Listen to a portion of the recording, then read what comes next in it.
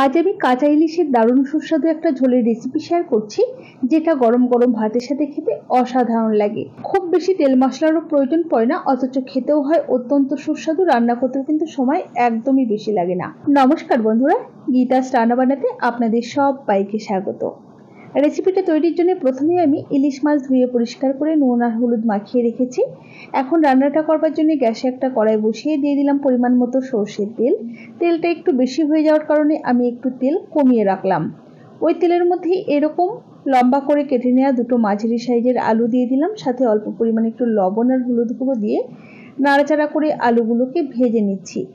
গ্যাসের ফ্লেমটা হাইতে রেখে আমি আলুগুলোকে এরকম একটু লালচে করে ভেজে নিলাম। এবারে এর মধ্যে আমি দিয়ে দিচ্ছি জলে গুলে রাখা মশলার মিশ্রণ, যেটার মধ্যে আমি 1 টিস্পুন জিরে গুঁড়ো, 1 টিস্পুন হলুদ গুঁড়ো, 1/2 টিস্পুন লঙ্কার গুঁড়ো দিয়ে জলে গুলে রেখেছিলাম। আজ যা গরম পড়েছে আমি তাতে করে ভেবেছিলাম রেসিপি বানাবো না। তো যখন সমস্ত কিছু জোগাড় করে নিয়েছি তখন আবার মনের মধ্যে হলো যে আমি তো যা রান্না করি সেটাই বন্ধুদের সাথে শেয়ার করি, তো এটাও শেয়ার করে ফেলি। তো সেই জন্যই মশলাগুলোকে কিন্তু আমি জলে আগেই ভিজে রেখেছিলাম।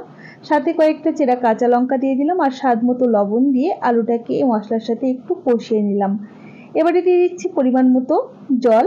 আপনারা যতটা ঝোল রাখতে চাইছেন সেই বুঝে জলের ব্যবহার করবেন। আমি ঝোলের পরিমাণটা একটু বেশি রাখলাম, কেননা এই গরমে একদমই বেশি কিছু রান্না করতে আমার ইচ্ছে করছে না। তো ঝোলটা বেশ সুন্দর ফুটে গেছে, আলুগুলোও কিন্তু এখানে 90% সেদ্ধ হয়ে গেছে। এই সময়তে এরকম লম্বা করে কেটে নেওয়া বেগুনের টুকরোগুলো দিয়ে দিলাম। এখানে একটা মাঝারি সাইজের বেগুনের ব্যবহার করেছি। তো বেগুনটা দিয়েও জাস্ট ঝোলটা ফুটতে শুরু করেছে। এখন নুন হলুদ মাখিয়ে রাখা মাছের টুকরোগুলো এই সময়তে এর মধ্যে দিয়ে দিচ্ছি। গ্যাসের ফ্লেমটা মিডিয়াম হাইতে রেখে জাস্ট একবার একটু নাড়াচাড়া করে নিয়ে ঢাকা দিয়ে মিনিট 5 রান্না করে নেব। এই 5 মিনিটের মধ্যেই কিন্তু মাছ আর বেগুন আমাদের সেদ্ধ হয়ে যাবে। তো ঢাকাটাকে ওপেন করে নিলাম।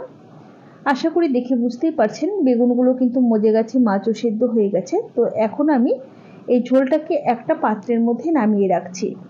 আপনারা চাইলে কিন্তু প্রথমে একটু ফোড়ন দিয়ে দিতে পারেন, তাহলে কিন্তু এটাকে আর নামিয়ে নেওয়ার প্রয়োজন পড়বে না। তো প্রথমে যেইটুকু তেল আমি তুলে রেখেছিলাম আর কি, সেই তেলটাই দিয়ে দিলাম। সাথে অল্প পরিমাণ একটু কালো জিরে ফোড়নে দিয়ে দিলাম।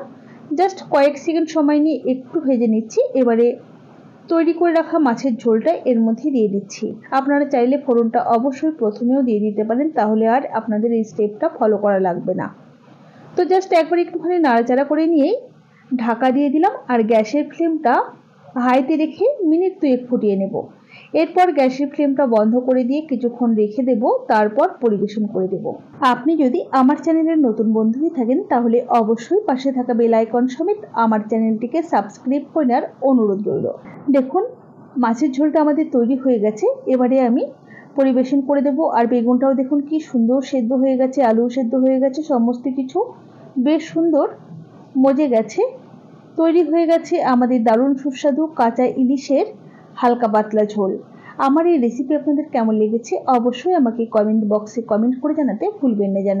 ভালো লাগলে অবশ্যই একটা লাইক করবেন আর বন্ধুদের সাথে প্রচুর প্রচুর শেয়ার করবেন। তাহলে আজ এই পর্যন্তই। সকলে ভালো থাকবেন, সুস্থ থাকবেন। হাজির হয়ে যাব নতুন কোনো রেসিপি নিয়ে। ধন্যবাদ।